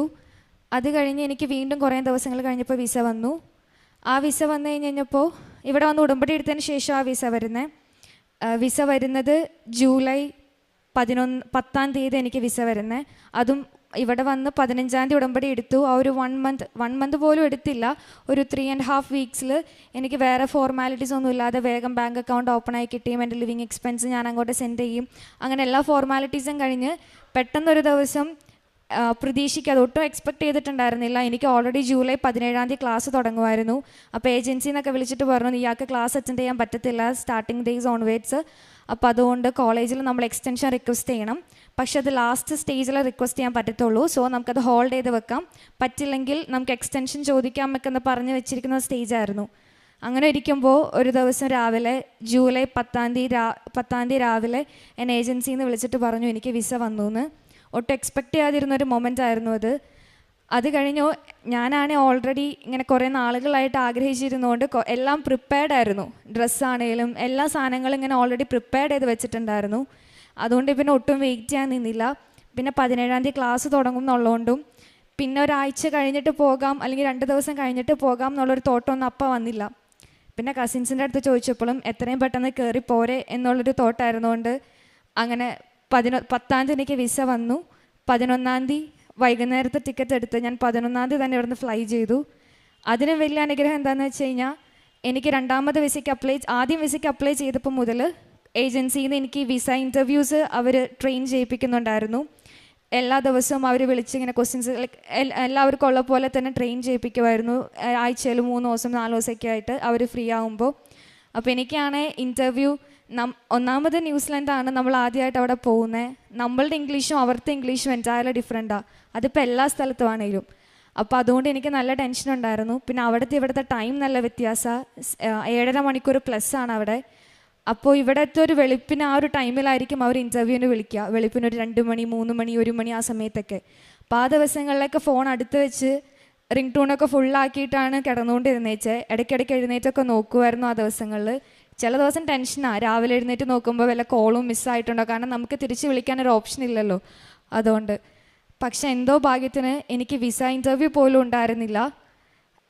മാതാവിൻ്റെ വലിയ അനുഗ്രഹം കൊണ്ട് എനിക്ക് നല്ല ടെൻഷനായിരുന്നു എന്താവും. പക്ഷെ എനിക്ക് വിസ ഇൻ്റർവ്യൂ ഒന്നും ഇല്ലാണ്ട് ഡയറക്റ്റ് എനിക്ക് ജൂലൈ 10-ാം തീയതി വിസ കിട്ടി. 11-ാം തീയതി ഞാൻ ഇവിടുന്ന് ഫ്ലൈ ചെയ്തു. ഞാൻ ഉടമ്പടി എടുത്തത് ജൂൺ 15-ന്. ഞാൻ ജൂലൈ 15-ന് വിത്തിൻ ആ 1 മന്തിൽ ഞാൻ ന്യൂസിലൻഡിൽ ലാൻഡ് ചെയ്തു. അവിടെ ലാൻഡ് ചെയ്തിട്ട് ശേഷമാണെങ്കിലും ഇപ്പം ഞാൻ അവിടെ BSc പഠിക്കുന്നത്. BSc നഴ്സിംഗ് ഫൈനൽ ഇയറാണ് എനിക്കിനിപ്പോൾ ഇൻറ്റേൺഷിപ്പും എൻ്റെ എക്സാമും കൂടെ ബാക്കിയുള്ളൂ. ബാക്കി എൻ്റെ കോഴ്സസ് എല്ലാം കംപ്ലീറ്റ് ആയി. അവിടെ എത്തിയിട്ടാണെങ്കിലും ഞാൻ എത്തിയ സ്റ്റേജിൽ കോവിഡും ഫ്ലഡും കാരണമൊക്കെ അവിടെ പാർട്ട് ടൈമൊക്കെ ഭയങ്കര ഷോർട്ടായിരുന്നു കിട്ടാനായിട്ട്, ഭയങ്കര ബുദ്ധിമുട്ടായിരുന്നു. അങ്ങനെ ഇരിക്കുമ്പോൾ ഞാൻ ഓഗസ്റ്റ് 2023 എനിക്ക് ഹെൽത്ത് കെയർ അസിസ്റ്റൻ്റായിട്ട് ഒരിടത്ത് വർക്ക് കിട്ടി. പക്ഷെ അവിടെ സ്റ്റാഫ് കുറേ ഉണ്ടായിരുന്നു. പിന്നെ ഞങ്ങൾ കാഷ്വൽ സ്റ്റാഫ്സ് ആയതുകൊണ്ട് ഭയങ്കര ഷോർട്ടായിരുന്നു ഷിഫ്റ്റ്. മാസത്തിലൊക്കെ ഒരെണ്ണമൊക്കെ കിട്ടി അങ്ങനെയുള്ളായിരുന്നു. അങ്ങനെ ഇരിക്കുമ്പോൾ ചെന്ന സമയമായതുകൊണ്ട് നമ്മൾ ഇവിടുന്ന് ഫണ്ടൊക്കെ ട്രാൻസ്ഫർ കൊണ്ടുപോയിട്ടുണ്ടായിരുന്നുകൊണ്ട് ചെന്ന ഒരു 2 മാസത്തെ കാര്യം എങ്ങനെയൊക്കെയോ നടന്നു. പിന്നെ ഹെൽത്ത് കെയർ അസിസ്റ്റൻ്റായിട്ട് ഞാൻ വർക്ക് ചെയ്തുകൊണ്ടിരുന്നിടത്ത് എനിക്ക് കൂടുതൽ ഷിഫ്റ്റ്സ് കിട്ടാൻ തുടങ്ങി. ആഴ്ചയിൽ 3 ഷിഫ്റ്റും 2 ഷിഫ്റ്റൊക്കെ എനിക്ക് റൺ ചെയ്യാൻ പറ്റുന്നുണ്ടായിരുന്നു അവിടെ. അതുപോലെ തന്നെ എനിക്കൊരു ഹോട്ടലിൽ വർക്ക് ചെയ്യാൻ പറ്റി. വീക്ക്ലി 2 ദിവസം എനിക്കിപ്പോൾ ഹോട്ടലിലും പാർട്ട് ടൈം ഉണ്ട്. സോ അതുകൊണ്ട് എനിക്കിപ്പോൾ എൻ്റേതായ കാര്യങ്ങൾ ഇവരെ ബുദ്ധിമുട്ടിക്കാതെ എനിക്ക് അവിടെ ചെയ്യാൻ പറ്റുന്നുണ്ട്. അതൊക്കെ മാതാവിൻ്റെ വലിയ അനുഗ്രഹമായിട്ട് ഞാൻ കാണുന്നു. ഇനി ഞാൻ അമ്മയ്ക്ക് കൊടുക്കാം. ഈശോയ്ക്കും മാതാവിനും ഒരുപാട് നന്ദി. ഞാൻ ഉടമ്പടി എടുത്തത് 16/2/24 ആദ്യമായി ഉടമ്പടി വെച്ചത് എൻ്റെ മകനാണ്. മകനില്ലാത്തത് കൊണ്ട് എനിക്കത് പറയാൻ പറ്റില്ല. രണ്ടാമത് വെച്ചത് എനിക്ക് വർഷങ്ങളായിരുന്നു തലവേദന. ഇവിടെ വന്ന് ഉടമ്പടി എടുത്തതിൻ്റെ ഫലമായി എനിക്കത് മാറിക്കിട്ടി. പിന്നെ ഉറക്കക്കുറവ്, ഒത്തിരി നാളുകളായി ഉറക്കമില്ലായിരുന്നു. ആഴ്ചകളോളം ഉറക്കമില്ലാതെ ഇരുന്നിട്ടുണ്ട്. ഉറക്ക ഗുളിക വാങ്ങിച്ച് കഴിച്ചിട്ടുണ്ട്. എന്നാൽ പോലും ഉറക്കം ഉണ്ടാവാറില്ല. ഇവിടെ വന്ന് ഉടമ്പടി എടുത്ത് വ്യഞ്ചരിച്ച വസ്തുക്കൾ ഉപയോഗിച്ചതിന് ഫലമായി 3-ാം ദിവസം തന്നെ ആദ്യത്തെ ഉടമ്പടിയിൽ തന്നെ എനിക്കത് മാറിക്കിട്ടി. ഞാനിപ്പോൾ 7ാമത്തെ ഉടമ്പടി പുതുക്കിയിരിക്കുകയാണ്. പിന്നെ മകളുടെ കാര്യങ്ങൾ മകൾ പറഞ്ഞു. ഇത്രയും അനുഗ്രഹം തന്ന മാതാവിന് 1000 നന്ദി പറയുന്നു. പ്രേക്ഷിത പ്രവർത്തനമായിട്ട് എല്ലാ മാസവും ഞാൻ എൻ്റെ മകൻ ഇവിടെ വന്ന് വിശുദ്ധ കുർബാന സമർപ്പിച്ച് പത്രവും വാങ്ങിച്ച് പത്രം വിതരണം നടത്താറുണ്ട്. പ്രേക്ഷിത പ്രവർത്തനം നടത്താറുണ്ട്. പിന്നെ ഉടമ്പടി ധ്യാനം എല്ലാവർക്കും ഷെയർ ചെയ്യാറുണ്ട്. സാക്ഷ്യങ്ങൾ ഷെയർ ചെയ്യാറുണ്ട്. ഡെയിലി ബ്രെഡ് ഷെയർ ചെയ്ത് പ്രാർത്ഥിക്കാറുണ്ട്. കാരുണ്യ പ്രവൃത്തികൾ, ഞങ്ങൾ വീടിൻ്റെ അടുത്ത് ഒരു അപ്പച്ചന്മാർ താമസിക്കുന്ന സ്ഥലമുണ്ട്. 20 പേരോളം അവിടെയുണ്ട്. ഞങ്ങൾ ഒരു ഉടമ്പടി എടുത്ത എല്ലാവരും കൂടി ഒരു 10-13 പേരോളം ഉണ്ട്. ഞങ്ങളൊരു ഗ്രൂപ്പ് തുടങ്ങിയിട്ടുണ്ട്. കൃപായ എന്നാണ് ഗ്രൂപ്പിൻ്റെ പേര്. ഞങ്ങളെല്ലാവരും എല്ലാ ആഴ്ചകളിലും അവിടെ പോയി അവരെ കുളിപ്പിക്കുകയും അവിടെ ക്ലീൻ ചെയ്യുകയും റൂമൊക്കെ ക്ലീൻ ചെയ്ത് അവർക്ക് വേണ്ട ഭക്ഷണം കൊടുക്കുക, വസ്ത്രം കൊടുക്കുക, ഞങ്ങൾ ഗ്രൂപ്പായിട്ട് തന്നെ ഞങ്ങൾ ചെയ്യുന്നുണ്ട്. അതുപോലെ തന്നെ ഞങ്ങൾ ഗ്രൂപ്പിൽ നിന്ന് തന്നെ ഓരോരുത്തരുടെ ബുദ്ധിമുട്ടുകൾ, അതായത് ആർക്കെങ്കിലും എന്തെങ്കിലും ആവശ്യങ്ങളുണ്ടെങ്കിൽ ഞങ്ങൾ ഗ്രൂപ്പിൽ പറഞ്ഞ് പ്രാർത്ഥിക്കാറുണ്ട്. ജപമാല ചൊല്ലാറുണ്ട്. അത്ര കാര്യങ്ങൾ ഞങ്ങൾ ചെയ്തിട്ടുണ്ട്. പിന്നെ പ്രേക്ഷിത പ്രവർത്തനത്തിൽ ഞങ്ങൾ വെഞ്ചരിച്ച വസ്തുക്കൾ കൊടുക്കാറുണ്ട്. പിന്നെ ആത്മീയമായിട്ട് എനിക്ക് നിയോഗങ്ങളെക്കാളുപരി ആത്മീയമായി വളരാനാണ് സാധിച്ചിരിക്കുന്നത്. ഞായറാഴ്ച മാത്രം പള്ളിയിൽ പോയിക്കൊണ്ടിരുന്ന ഞാനാണ്. ഉടമ്പടി എടുത്ത് ഇതുവരെയും ഞാൻ വിശുദ്ധ കുർബാന മുടക്കിയിട്ടില്ല. കുമ്പസാരം 2 ആഴ്ച എത്തുമ്പോൾ കുമ്പസാരിക്കാറുണ്ട്. ചിലപ്പോൾ ഒന്ന് വൈകാറുണ്ട്, എന്നാലും ഒത്തിരി വൈകാറില്ല. ഞാൻ ഓടിപ്പോയി കുമ്പസാരിക്കും. ബൈബിൾ വായന, അങ്ങനെയുള്ള എല്ലാ കാര്യങ്ങളും ചെയ്യാറുണ്ട്. കൊന്ത ചൊല്ലാറുണ്ട്. രാവിലെ 4 മണിക്ക് എഴുന്നേറ്റ അരമണിക്കൂർ കൊന്ത, അരമണിക്കൂർ ബൈബിൾ വായിക്കും. അത് കഴിഞ്ഞ് പള്ളിയിൽ പോകും. അങ്ങനെ പിന്നെ ആത്മീയമായിട്ട് ഒരുപാട് പേർക്ക് സഹായിക്കാൻ പറ്റിയിട്ടുണ്ട്. അത്രയൊക്കെ ഞാൻ ചെയ്തിട്ടുണ്ട്. ഇത്രയും അനുഗ്രഹം തന്ന മാതാവിന് 1000 നന്ദി പറയുന്നു. കൃപാസന ആൾത്താരയിൽ ഇന്നിവിടെ സാക്ഷ്യം പറയാനായിട്ട് എന്നെ അനുഗ്രഹിച്ചതിന് പരിശുദ്ധ അമ്മയ്ക്കും ദേവകുമാരനോടായിരുന്നു നന്ദി പറയുന്നു. എൻ്റെ പേര് കൃപ. ഞാൻ പത്തനംതിട്ടയിൽ നിന്ന് വരുന്നു. പേഴുംപാറ കത്തോലിക്ക ദേവാലയത്തിലെ അംഗമാണ്. എനിക്ക് കുറേ നാൾ മുന്നായിട്ട് തന്നെ കൃപാസനത്തിനെ പറ്റി കേട്ടിട്ടുണ്ടെങ്കിലും അങ്ങനെ വിശ്വാസ കാര്യങ്ങളൊന്നും ഇല്ലായിരുന്നു. അങ്ങനെ ഇരുന്നപ്പോൾ ഞാൻ എൻ്റെ ഡിഗ്രി കഴിഞ്ഞു.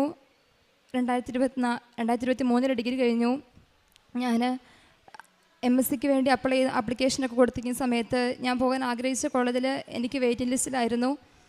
അപ്പോൾ എൻ്റെ ഒരു കസിൻ ചേച്ചി ഇവിടെ വന്ന് ഉടമ്പടി എടുത്ത് സാക്ഷ്യം പറഞ്ഞിട്ടുണ്ടായിരുന്നു. ആ സമയത്ത് ചേച്ചിയുടെ കുഞ്ഞിനൊരു രോഗസൗഖ്യം കിട്ടിയത്. അപ്പോൾ ചേച്ചി പറഞ്ഞു ഇതൊന്ന് കേട്ട് നോക്കാം. അപ്പോൾ ഞങ്ങൾ ആ സാക്ഷ്യം കേട്ടു. അപ്പോൾ നമ്മുടെ അടുത്തൊരാൾക്ക് അത്രയും അനുഗ്രഹം മാതാവിൽ നിന്ന് ലഭിച്ചപ്പോൾ ഞങ്ങൾക്ക് വിശ്വാസമായി. അപ്പോൾ എൻ്റെ അമ്മ പ്രാർത്ഥിച്ചു, മാതാവേ എനിക്ക് അഡ്മിഷൻ കിട്ടുവാണെന്നുണ്ടെങ്കിൽ അന്ന് തന്നെ ഞങ്ങൾ ഇവിടെ വന്ന് പ്രാർത്ഥിച്ചോളാമെന്ന്. അങ്ങനെ പ്രാർത്ഥിച്ചതിൻ്റെ ഫലമായിട്ട് കൃത്യം ഒരാഴ്ചയ്ക്കുള്ളിൽ തന്നെ എന്നെ കോളേജിൽ നിന്ന് വിളിച്ചു, അഡ്മിഷൻ വന്നെടുക്കാൻ പറഞ്ഞു. എനിക്കറിയത്തില്ല എങ്ങനെ, ഞാൻ വെയിറ്റ് ലിസ്റ്റിൽ നിന്ന് ഞാൻ അഡ്മിഷൻ കിട്ടണമെന്നുണ്ടെങ്കിൽ അത് മാതാവിൻ്റെ അനുഗ്രഹം കൊണ്ട് മാത്രമാണ്. അന്ന് അഡ്മിഷൻ കോളേജിൽ വന്നെടുത്ത് ചങ്ങനാശ്ശേരിയിലായിരുന്നു. അഡ്മിഷൻ എടുത്തിട്ട് ഞങ്ങൾ ആ വഴി ഇവിടെ വന്നു പ്രാർത്ഥിച്ചു. അന്ന് തന്നെ വന്ന് പ്രാർത്ഥിച്ചു. പക്ഷെ അത് ഉച്ച കഴിഞ്ഞ് ഒരു 3 മണിയൊക്കെ ആയിരുന്നുകൊണ്ട് ഉടമ്പടി എടുക്കാനൊന്നും സാധിച്ചിരുന്നില്ല. എങ്കിലും ഞങ്ങൾ വന്ന് പ്രാർത്ഥിച്ചിട്ട് പോയി. ആദ്യമായിട്ട് ഈ മണ്ണിലേക്ക് കാല് കുത്തിയപ്പോൾ എനിക്കൊരു പ്രത്യേക ഒരു ഫീലായിരുന്നു. എൻ്റെ കണ്ണൊക്കെ നിറഞ്ഞ്, എനിക്കറിയത്തില്ല ഇതെങ്ങനെ പറയേണ്ടതെന്ന്. അത് കഴിഞ്ഞ് എൻ്റെ അമ്മ ഉടമ്പടി എടുത്തൊരു മാസത്തിനുള്ളിൽ തന്നെ. അപ്പോൾ അമ്മ എപ്പോഴും പ്രാർത്ഥിക്കുമ്പോൾ ഞാനിങ്ങനെ കൂടെ പ്രാർത്ഥിക്കുമായിരുന്നു. അപ്പോൾ ഞാൻ ഹോസ്റ്റലിലായിരുന്ന സമയത്ത് എന്നും എനിക്ക് കുർബാനയൊക്കെ കൂടാനായിട്ട് സാധിക്കുമായിരുന്നു. അന്നേരം ഈ പ്രാർത്ഥനകളൊക്കെ എനിക്കമ്മ പറഞ്ഞു തന്നൊക്കെ ഞാൻ ഇടയ്ക്ക് ചൊല്ലുകയൊക്കെ ചെയ്യുമായിരുന്നു. അത് കഴിഞ്ഞ് എനിക്ക് ഉടമ്പടി എടുക്കണമെന്ന് ഭയങ്കരമായിട്ട് ആഗ്രഹമായിരുന്നു. അങ്ങനെ 2025 മാർച്ച് 3 ഞാൻ ആദ്യമായിട്ട് ഉടമ്പടി എടുത്തു. ഉടമ്പടി എടുത്തതിൻ്റെ ഫലം ഞാൻ ആദ്യമായിട്ട് വെച്ചൊരു ഒരു പ്രാർത്ഥന നിയോഗം എന്ന് പറയുന്നത്, ഞാൻ MSc പഠിച്ച് കഴിഞ്ഞ് ഇറങ്ങുമ്പോൾ, ഞാൻ MSc കെമിസ്ട്രി ആയിരുന്നു. 2025 ഞാൻ പാസ് ഔട്ട് ഇറങ്ങുന്ന ആ ഒരു വർഷം തന്നെ എനിക്ക് ജോലി ലഭിക്കണമെന്നായിരുന്നു ഞാൻ പ്രാർത്ഥിച്ചിരുന്നത്. പിന്നെ നിയോഗം വെച്ചിരുന്നു പറഞ്ഞാൽ എനിക്ക് എല്ലാ സെമ്മിനും നന്നായിട്ട് പഠിച്ച് അതുപോലെ ഞാൻ കഷ്ടപ്പെട്ട് പഠിച്ചെന്ന് പറഞ്ഞാലും ഞാൻ ആഗ്രഹിക്കുന്നൊരു മാർക്ക് എനിക്ക് ലഭിക്കുമായിരുന്നില്ല. അപ്പം ഞാൻ പ്രാർത്ഥിച്ച മാതാവ്, എത്ര കഷ്ടപ്പെട്ട് ഞാൻ പഠിച്ചിട്ടും ഞാൻ ആഗ്രഹിച്ചൊരു മാർക്ക് എനിക്ക് ലഭിക്കുന്നില്ല.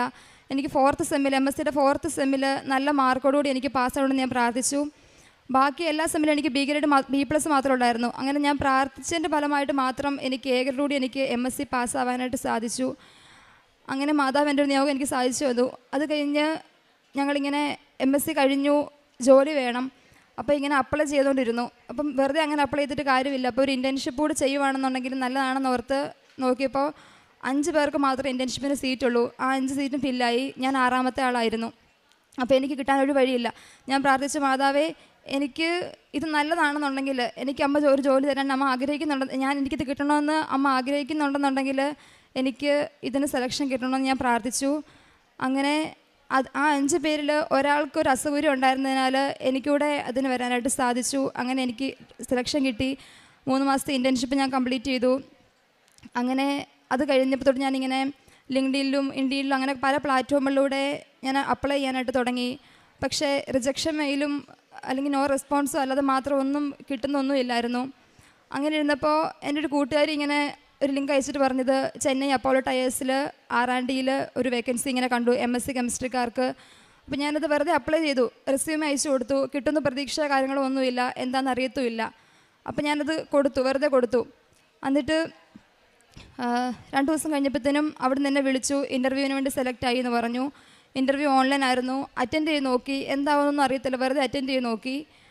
എന്നിട്ട് ഞാൻ അഖണ്ഡ ജപമാല റാലിയിൽ പങ്കെടുത്ത സമയത്ത് ഞാൻ മാതാവിനോട് പ്രാർത്ഥിച്ച് ഡേറ്റ് ഇട്ട് പ്രാർത്ഥിച്ചു. ഡിസംബർ 7-ാം തീയതി അമ്മ ഇവിടെ പ്രത്യക്ഷപ്പെട്ട ദിവസം, അതിന് മുന്നൊരു ദിവസം ഞാൻ ഡിസംബർ 7-ാം തീയതിക്ക് മുന്നായിട്ട് എനിക്ക് ജോലി വേണമെന്ന് ഞാൻ പ്രാർത്ഥിച്ചു. അങ്ങനെ ഡിസംബർ 5-ാം തീയതി ഞങ്ങൾ ഇവിടെ കൃപാസനത്തിൽ വന്നിരുന്നു. വന്നിട്ട് തിരിച്ചു പോയ വഴിക്ക് എനിക്ക് അവിടെ നിന്ന് കോൾ വന്നു, സെലക്റ്റായി, എനിക്ക് ജോലി കിട്ടി, ഡിസംബർ 17-ാം തീയതി ജോയിൻ ചെയ്യണമെന്ന് പറഞ്ഞിട്ട്. അപ്പം എനിക്കത് ഉറപ്പായെന്ന് പറഞ്ഞാൽ ഡിസംബർ 17 ആ 7 മാതാവിൻ്റെ ദിവസമാണ്. അപ്പം ഞാൻ അങ്ങനെ മാതാവിനോട് ഒത്തിരി നന്ദി പറഞ്ഞു. എനിക്ക് അങ്ങനെ മാതാവ് എനിക്ക് ജോലി തന്നു. ഞാൻ ഡിസംബർ 17-ാം തീയതി ചെന്നൈയിൽ പോയി ജോയിൻ ചെയ്തു. ഇപ്പം ഞാൻ ചെന്നൈ അപ്പോളോ ടയേഴ്സിൽ അനലിറ്റിക്കൽ കെമിസ്റ്റായിട്ട് ഞാൻ ജോലി ചെയ്യുവാണ്.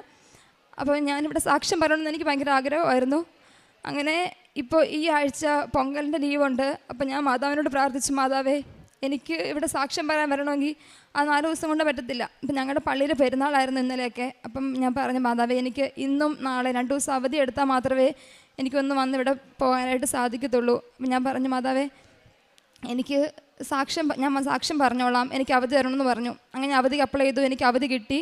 അതുകൊണ്ടാണ് എനിക്കിതിവിടെ വന്ന് സാക്ഷ്യം പറയാനായിട്ട് സാധിച്ചത്.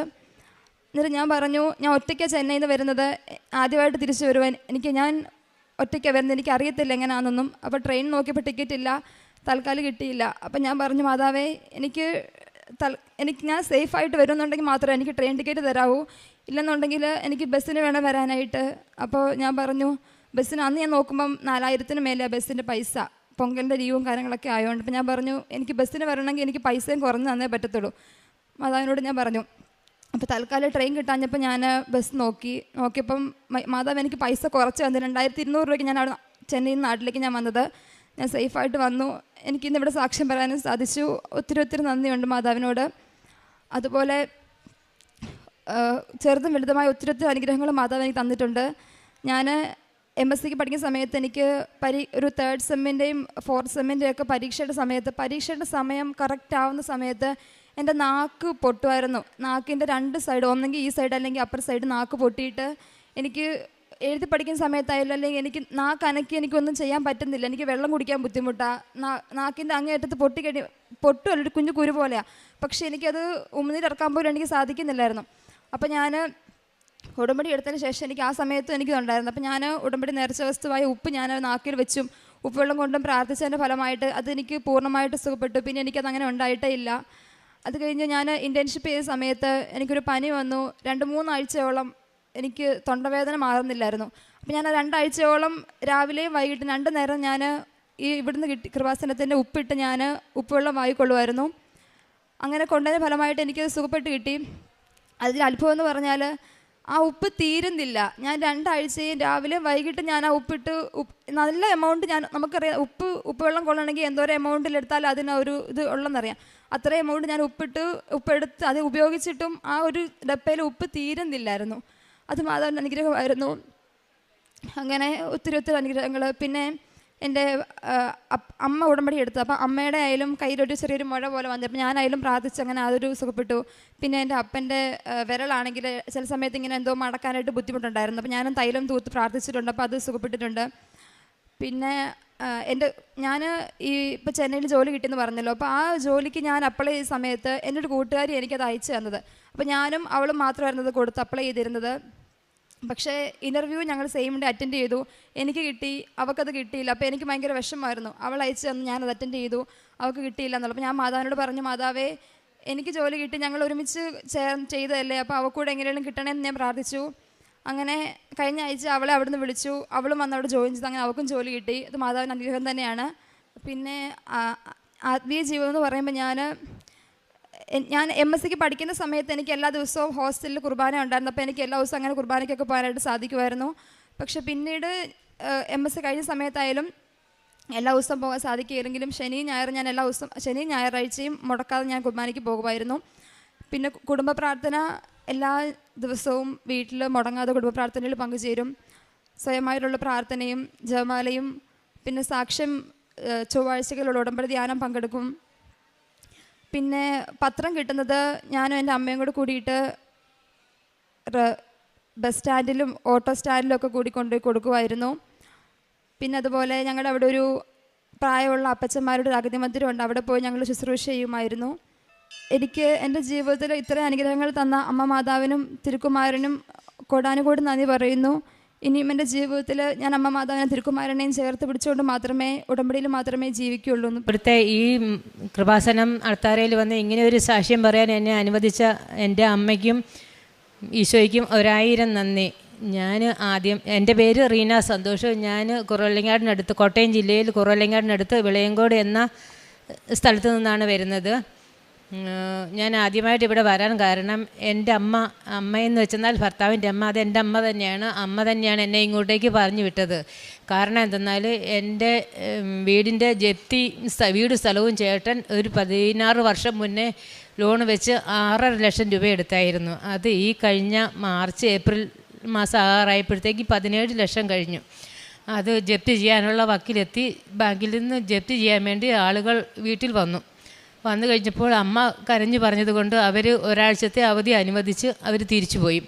അപ്പോൾ അമ്മയോട് അടുത്തുള്ളൊരു ചേച്ചി പറഞ്ഞു, ഇന്ന പോലെ കലവൂര് കൃപാസനം എന്ന സ്ഥലത്ത് മാതാവിൻ്റെ പള്ളിയുണ്ട്, അവിടെ പോയി പ്രാർത്ഥിച്ച് ഉടമ്പടി എടുത്താൽ അമ്മ തീർച്ചയായിട്ടും നിങ്ങളെ സഹായിക്കുമെന്ന് പറഞ്ഞു. അങ്ങനെ ആദ്യമായിട്ട് 2025 ഏപ്രിൽ 1-ാം തീയതി ഞാൻ ഇവിടെ ഈ കൃപാസനത്തിൽ വന്നു, അമ്മയോട് പ്രാർത്ഥിച്ചു, ഉടമ്പടി എടുത്തു, തിരിച്ചുപോയി. അന്ന് ഞാൻ ഒത്തിരി ഇവിടെ ഇരുന്ന് കരഞ്ഞ് പ്രാർത്ഥിച്ചിട്ടാണ് പോയത്. എൻ്റെ ജപ്തി ഒഴിവായി, വീട് സ്ഥലവും എനിക്ക് തിരിച്ചു കിട്ടണമെന്നും പറഞ്ഞ് പ്രാർത്ഥിച്ചിട്ടാണ് പോയത്.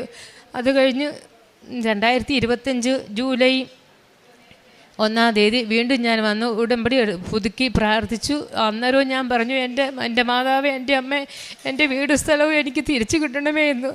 അങ്ങനെ ഞാൻ വീട്ടിൽ ചെല്ലുന്നതിന് മുന്നേ എനിക്കൊരു ഫോൺ കോൾ വന്നു. ഇന്നപോലെ ഞങ്ങളുടെ കൊച്ചിച്ചൻ്റെ മോന് ആ സ്ഥലം ഏറ്റെടുത്തോളാം എന്ന് പറഞ്ഞുകൊണ്ട് 16 വർഷം വരെ അങ്ങേർക്ക് അങ്ങനെ ഒരു ചിന്ത അങ്ങരുടെ ഉള്ളിലില്ലായിരുന്നു. ഞാൻ ഇവിടെ വന്ന് എൻ്റെ അമ്മയോട് പ്രാർത്ഥിച്ച് വീട്ടിൽ ചെല്ലുന്നതിന് മുന്നെയാണ് ഇങ്ങനെ ഒരു തീരുമാനം ഉണ്ടായത്. അങ്ങനെ ആ സ്ഥലം കൊച്ചിച്ചൻ്റെ മോൻ വാങ്ങിച്ചു. അപ്പോൾ അത് അങ്ങേർക്ക് എഴുതി കൊടുക്കാൻ വേണ്ടി എൻ്റെ കയ്യിൽ പൈസ ഇല്ലായിരുന്നു. പുള്ളി തന്നെ പൈസ ഇട്ട് ആ സ്ഥലം പുള്ളിയുടെ പേരിൽ എഴുതി കൊടുത്തു. പിന്നെ എൻ്റെ ഭർത്താവിൻ്റെ പേരിൽ വീടിരിക്കുന്ന സ്ഥലവും 26 സെൻറ്റും പുള്ളിയുടെ പേരിലും എഴുതി കൊടുത്തു. അങ്ങനെ ആ ജപ്തിയിൽ നിന്ന് ഒഴിവാകാൻ മാതാവ് നിറഞ്ഞ മനസ്സോടെ എന്നെ ഒത്തിരി സഹായിച്ചു. അത് കഴിഞ്ഞ് 23 വർഷം മുന്നേ വരെയായിരുന്നു എൻ്റെ വീട് പണിതീരുന്നത്. അന്ന് പണി തീരാത്തൊരു വീടായിരുന്നു അത്. പണി തീർന്നില്ലെന്ന് വെച്ചെന്നാൽ അകത്തു 2 മുറി മാത്രമേ തേച്ചിട്ടുള്ളായിരുന്നു. ബാക്കിയുള്ള സ്ഥലം മുഴുവൻ തേക്കാതെ വെറും സിമെൻറ്റ് ഇഷ്ടിക കെട്ടി നിലം ചുമ്മാ കിടക്കുന്ന സ്ഥലമായിരുന്നു അത്. ഞാനിവിടെ വന്ന് അമ്മയോട് പ്രാർത്ഥിച്ചതിന് ഫലമായിട്ട് എനിക്ക് എൻ്റെ വീടിൻ്റെ പണി പൂർത്തീകരിക്കാനും സഹായിച്ചു. ലാസ്റ്റ് വീടിൻ്റെ തേപ്പ് എല്ലാം കഴിഞ്ഞപ്പോൾ എൻ്റെ കയ്യിൽ പൈസ ഇല്ലായിരുന്നു. അപ്പോൾ ഞാനിവിടെ വന്ന് എൻ്റെ അമ്മയോട് പറഞ്ഞു, അമ്മേ, എൻ്റെ വീട് എനിക്ക് എങ്ങനെയെങ്കിലും ഒന്ന് പണിത് പൂർത്തീകരിച്ച് തരണം, ആദ്യം എൻ്റെ കയ്യിൽ പൈസ ഇല്ല. അപ്പോൾ പെട്ടെന്ന് എൻ്റെ ചിന്തയിൽ വന്നു, എൻ്റെ താലിമാല എൻ്റെ കഴുത്തിലുണ്ടല്ലോ, എൻ്റെ മോതിരവും എൻ്റെ കയ്യിലുണ്ടല്ലോ, അതുകൊണ്ട് പണയം വെച്ചാൽ എനിക്ക് എൻ്റെ വീടിൻ്റെ പണി തീർക്കാമെന്ന്. അങ്ങനെ ഞാൻ ബാങ്കിൽ പോയി മാല കൊടുത്തപ്പോൾ അവർ പറഞ്ഞു, ഈ മാലയ്ക്ക് 1 ലക്ഷം രൂപയും കൂടെ 1 ലക്ഷം രൂപ കിട്ടിയായിരുന്നു പറഞ്ഞു. അപ്പോൾ അതിന് മുന്നേ എൻ്റെ മോൻ്റെ പഠനാവശ്യത്തിന് വേണ്ടി ഞാൻ ആ മാല പണയം വെച്ചായിരുന്നു. അപ്പോൾ അതിൻ്റെ കൂടെ അപ്പോൾ ഞാൻ പറഞ്ഞു, സാറേ എനിക്ക് 1 ലക്ഷം രൂപയും കൂടെ വേണം. അന്നേരം പറഞ്ഞു, വേറെ എന്തെങ്കിലും സ്വർണ്ണം ഉണ്ടെങ്കിൽ ഞാൻ പൈസ തരാമെന്ന് പറഞ്ഞു. അപ്പം നോക്കുമ്പോൾ എൻ്റെ മോതിരം എൻ്റെ കയ്യിലുണ്ട്. അപ്പോൾ അത് ഞാൻ കൊടുത്തു. അങ്ങനെ 1 ലക്ഷം രൂപ എനിക്ക് ബാങ്കിൽ നിന്ന് കിട്ടി. അങ്ങനെ എൻ്റെ വീടിൻ്റെ പണി മൊത്തത്തിൽ എല്ലാ രീതിയിലും ആരും കുറ്റം പറയാത്ത രീതിയിൽ ഞാനത് സാധിച്ചു. അതിനു മുന്നേ ഒരു മഴ പെയ്താൽ പാതകത്തിൻ്റെ അടിയിൽ പാത്രങ്ങൾ വെച്ചിട്ട് തുണി കൊണ്ട് ഒപ്പിയായിരുന്നു ഞങ്ങൾ വെള്ളം കളഞ്ഞുകൊണ്ടിരുന്നത്. പക്ഷെ എൻ്റെ അമ്മയുടെ അടുത്ത് വന്ന് ഞാൻ പ്രാർത്ഥിച്ചതിൻ്റെ ഫലമായി, ഉടമ്പടി എടുത്തതിൻ്റെ ഫലമായി എനിക്ക് എൻ്റെ വീടിന്ന് ആരും എന്നെ കുറ്റം പറയാത്ത രീതിയിൽ നന്നാക്കാൻ സഹായിച്ചു. അതിന് എൻ്റെ അമ്മ എന്നെ ഒത്തിരി സഹായിച്ചു. എന്നുവെച്ചാൽ എല്ലാവരും കളിയാക്കുമായിരുന്നു, നിങ്ങളുടെ വീട് മാത്രം എന്താ ഇങ്ങനെ കിടക്കുന്നത്, നന്നാക്കാത്ത എന്താന്ന്. പക്ഷെ അത് കേട്ട് ഞാൻ എൻ്റെ അമ്മയോട് ഒത്തിരി എന്നും രാത്രിയെന്നില്ല പകലുന്നില്ല എപ്പോഴും ഞാൻ കരഞ്ഞുകൊണ്ട് പ്രാർത്ഥിക്കുമായിരുന്നു, അമ്മ എൻ്റെ വീടെന്താ ഇങ്ങനെ, എൻ്റെ വീടിനെ ഒന്ന് സഹായിക്കാൻ വയ്യെന്ന്. അങ്ങനെ ഞാനിവിടെ വന്ന് ഉടമ്പടി എടുത്ത് രണ്ടാമത്തെ ഉടമ്പടി എടുത്തു കഴിഞ്ഞതിന് ശേഷം ഒരു 2 മാസം മുന്നേ വരെ എൻ്റെ വീട് ആ വീട് വട്ടത്ത് ഇപ്പോൾ ഏറ്റവും ഒരു മനോഹരമായ വീടാക്കി വയ്ക്കുവാൻ എനിക്ക് സാധിച്ചു. എൻ്റെ അമ്മയ്ക്ക് 1000 നന്ദി. പിന്നെ എൻ്റെ മോന് പഠിക്കാൻ സഹായിക്കാൻ വേണ്ടി ഞാൻ പ്രാർത്ഥിച്ചായിരുന്നു അമ്മയോട്, അവനെ പഠിക്കാൻ വിടാനും എനിക്ക് സാധിച്ചു. പിന്നെ എൻ്റെ ഭർത്താവിൻ്റെ അമ്മയുടെ കാലിൽ ഒരു ചെറിയ വ്രണമുണ്ടായിരുന്നു. അത് 3-4 മാസം മുന്നേ വരെയൊക്കെ ഇങ്ങനെ പഴുത്ത് ഡീപ്പായിട്ട് അങ്ങ് കുഴിഞ്ഞു പോയിക്കൊണ്ടിരിക്കുമായിരുന്നു. അപ്പോൾ ഇവിടുത്തെ നിന്ന് കിട്ടിയ ഉടമ്പടി തൈലവും ഉപ്പ് ഉപയോഗിച്ച് ഞാനത് കഴുകി തൈലം ഉപയോഗിച്ച് തേച്ച് മരുന്നും കഴിച്ചു. ഇപ്പോൾ ഏകദേശം അത് ഉണങ്ങിയ രീതിയിൽ ആയിട്ടുണ്ട്.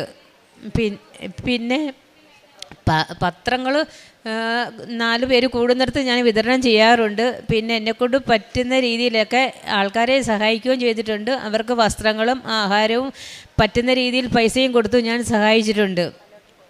പിന്നെ ഈ എൻ്റെ ശരീരത്തിൽ ചൊറിച്ചിൽ വരുന്നൊരു സംഭവം ഉണ്ടായിരുന്നു. ഈ ഉടമ്പടി ഉപ്പിട്ടിട്ട് കഴുകി ഉടമ്പടി തൈലം തൂക്കുന്നതിൻ്റെ ഫലമായിട്ട് എനിക്ക് ആ ചൊറിച്ചിൽ പൂർണ്ണമായിട്ടും മാറിക്കിട്ടി. ഞാൻ ഈ ഉപ്പ് ഉപയോഗിക്കുമ്പോഴും തൈലം ഉപയോഗിക്കുമ്പോഴും ആദ്യം വിശ്വാസ പ്രമാണം ഒരു 3 പ്രാവശ്യം കണ്ടിന്യൂസ് ആയിട്ട് ചൊല്ലിക്കൊണ്ട് തന്നെയായിരുന്നു ഇതൊക്കെ ചെയ്തത്. അങ്ങനെയാണ് എനിക്കിതെല്ലാം മാറിക്കിട്ടിയത്. എന്നെ സഹായിച്ച എൻ്റെ മാതാവിന് എല്ലാ രീതിയിലും ഞാൻ നന്ദി പറയുന്നു.